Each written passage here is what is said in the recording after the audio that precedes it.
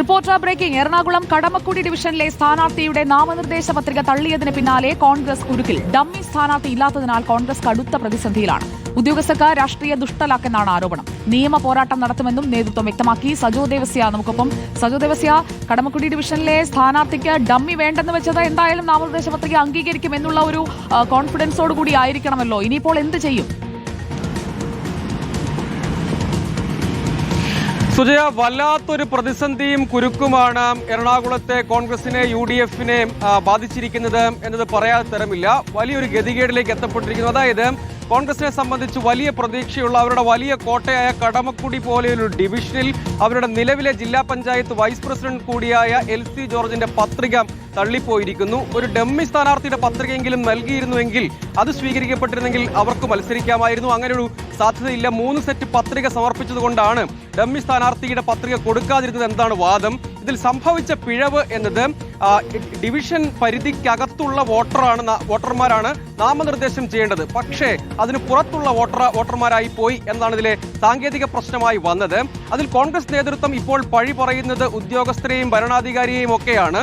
ഇതിലെ ഇങ്ങനെ ഒരു സാങ്കേതിക പ്രശ്നം വന്നത് തിരിച്ചറിഞ്ഞു. പിന്നീട് 2:50 പത്രികാ സമർപ്പണം പൂർത്തിയാകുന്നതിന് തൊട്ട് മുൻപ് ഭരണാധികാരിയുടെ അടുത്ത് ചെന്ന് മാറ്റി പത്രികയുടെ സെറ്റ് കൊടുക്കാൻ ശ്രമിച്ചപ്പോൾ ഉദ്യോഗസ്ഥർ തടഞ്ഞു. അതിൽ ഒരു രാഷ്ട്രീയ ദുഷ്ടലാക്കുണ്ട് തുടങ്ങിയ ആരോപണങ്ങളാണ്. അതിൽ നിയമ പോരാട്ടം നടത്തും. അതായത് ഈ കാര്യത്തിൽ അങ്ങനെ പിന്നീട് പോയിരുന്നു. അതിന് അവസരം ലഭിക്കാതെ പോയി. സമയം തീരുന്നതിന് ഇനി 10 മിനിറ്റോളം ബാക്കി ഉണ്ടായിരുന്നിട്ടും അനുവദിച്ചില്ല തുടങ്ങിയ വാദങ്ങളാണ്. പക്ഷേ അത് സാങ്കേതികമായി പരിശോധിച്ചാൽ, അതിന് നിയമപരമായി പോരാടിയാൽ പോലും അനുകൂലമായി ഉത്തരവ് സമ്പാദിക്കാൻ കഴിയുമോ എന്നൊരു പ്രതിസന്ധിയുണ്ട്. ഇവിടെ പ്രശ്നം UDF-ന് സ്ഥാനാർത്ഥി ഇല്ലാതായി പോകും സിറ്റിംഗ് വാർഡിൽ, സിറ്റിംഗ് ഡിവിഷനിൽ എന്നതാണ്.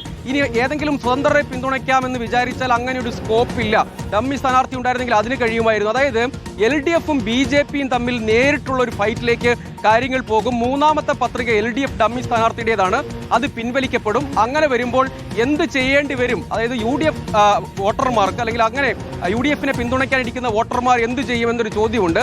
ഇതൊരു കടുത്ത രാഷ്ട്രീയ പ്രതിസന്ധി. രാഷ്ട്രീയമായി LDF-ഉം BJP-യും ഒക്കെ ഇത് ഉപയോഗിക്കുന്നു. അപ്പോൾ ഇതിനെ എങ്ങനെ രാഷ്ട്രീയമായി പ്രതിരോധിക്കണം എന്നറിയാതെ കുഴങ്ങുകയാണ് നേതൃത്വം. ഇങ്ങനെ ഒരു പിഴവ്, അതായത് നിലവിൽ തന്നെ സിറ്റിംഗ് മെമ്പറായ ആളുടെ പത്രിക സമർപ്പിക്കുമ്പോൾ പോലും ഇങ്ങനെ ഒരു പിഴവ് ഉണ്ടായത് എന്തുകൊണ്ടാണ് തുടങ്ങിയ ചോദ്യങ്ങൾക്കൊക്കെ രാഷ്ട്രീയമായി മറുപടി പറയേണ്ടി വരും. അങ്ങനെ വരുമ്പോൾ കടമക്കുടി ഒരു കീറാമുട്ടിയായി UDF-ന് മുന്നിൽ എറണാകുളത്ത് അവശേഷിക്കുകയാണ്. ഇനി ഇതിനെ രാഷ്ട്രീയമായും നിയമപരമായും ഒക്കെ കൈകാര്യം ചെയ്യുന്നത് സംബന്ധിച്ച് ഇന്ന് തീരുമാനമെടുക്കും. അക്കാര്യം വിശദമായി തന്നെ വിശദീകരിക്കാം എന്നാണ് DCC പ്രസിഡന്റിനെ വിളിച്ചപ്പോൾ അദ്ദേഹം പറഞ്ഞത്. ഈ കാര്യത്തിൽ പറയാനുള്ള കാര്യങ്ങൾ ഇപ്പോൾ വിശദീകരിച്ചിട്ടുണ്ട്.